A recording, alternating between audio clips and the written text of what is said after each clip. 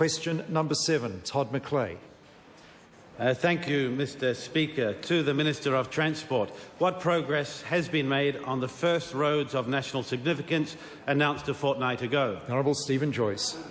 Speaker, I'm pleased to announce that this weekend the New Zealand Transport Agency will be calling for expressions of interest for the project to deal with the notorious bottleneck on State Highway 1 at Victoria Park in Auckland. This project was originally set down for a construction start in November 2010. This has now been brought forward by almost a year to January 2010. Nikki Kay. Supplementary question to the Minister. What has enabled the Victoria Park Tunnel to be brought forward? The Hon STEVEN JOYCE. Mr Speaker, the New Zealand Transport Agency informed me that they are able to bring this significant piece of construction forward due to the almost $1 billion of extra funding for new state highway construction over the next 3 years announced only 2 weeks ago. I am also advised that because of the forecast reduction in funding under the previous government's GPS, the entire project may not have been affordable and the project might not have been able to be started. Speaker. Jeanette Fitzsimons. Has the Minister had even the tiniest second thoughts about his unprecedented motorway building binge after reading the comments of various members of various international transport after reading the comments of various international transport experts in the Sunday Star Times this week, including the statement of Dr Paul Mees, who said, "If you live in Auckland, you don't appreciate what an extreme case it is. But it's had the most unbalanced transport policies of just about anyone in the world. Even in Los Angeles, they put a bit into public transport eventually.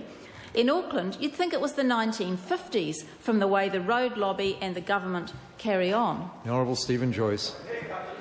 Mr Speaker, the member will be aware that there is about $1.6 billion currently being invested in rail in Auckland, passenger rail. This particular project will reduce congestion, improve safety outcomes, provide more reliable journey times, improve economic productivity and also improve environmental outcomes in the vicinity of the project, which I think makes it a pretty good thing to be doing.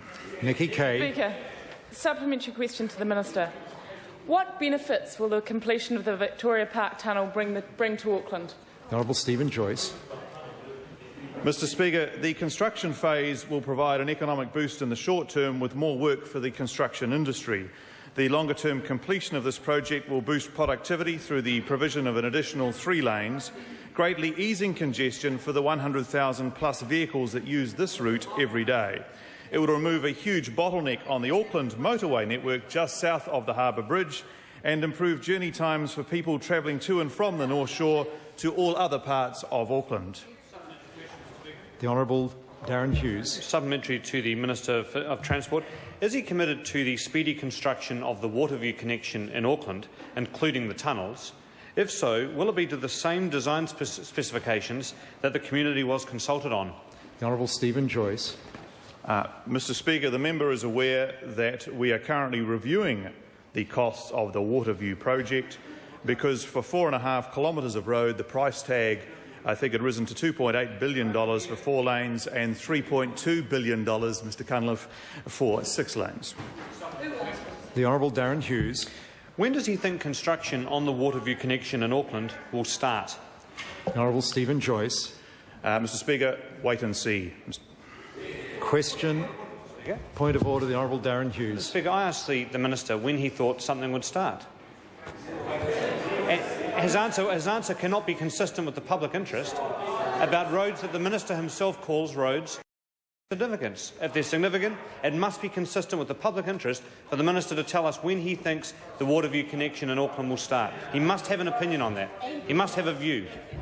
The dilemma of the honourable member's point is that he's just pointed out it was an opinion he sought. When does he think something might? He got an opinion in reply, and that's the dilemma with some of these sorts of questions. That if members seek an opinion, they'll get an opinion, and it may not be exactly what they wanted. Now, I think it's I cannot force the minister to give a more precise answer than that. I don't believe.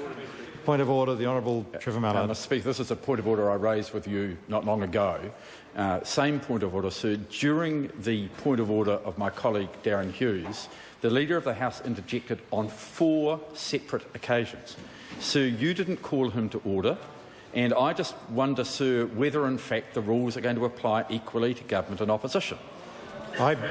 Speaking of the point of order, the Honourable Bill English. Mr Speaker, the Leader of the House was behaving with the dignity that he usually does. It was actually me that interjected twice, and I offer my apologies for it. I thank the honourable member, and I apologise to Honourable Trevor Mallard. I didn't actually hear it. I was concentrating so hard on the point his colleague had made that I didn't even hear the interjection, so I do apologise to him.